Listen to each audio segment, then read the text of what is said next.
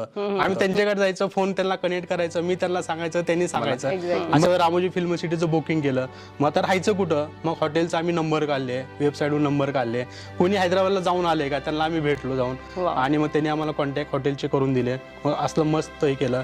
आणि त्याच्यानंतर मग आता जायचं कसं, तर बस मिळवण्यासाठी आम्ही महामंडळ एसटी बस, लाल डब्याची गाडी, पण त्यावेळेस ती भारी होती. आज लक्झरीपेक्षाही त्यावेळेसचा तो आनंद भारीच होता.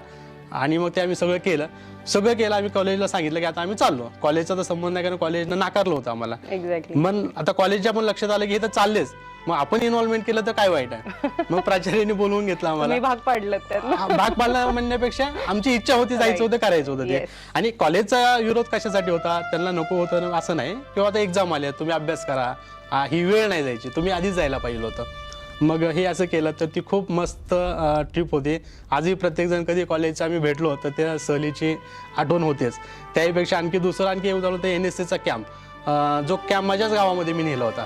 मग मला उत्सुकता होता की आपले कॉलेजचे मित्रमैत्रिणी आपल्या घरामध्ये येणार, गावामध्ये येणार, गावात समाजसेवा करणार, गावकऱ्यांना पण त्याचं महत्त्व होतं, एक जनजागृती होती, विविध कार्यक्रमाचं होतं. मग त्यावेळेपासूनच मला एक लिडरशिप म्हणा, नेतृत्व म्हणा, किंवा एक समाज, सगळ्यांना घेऊन जायचं.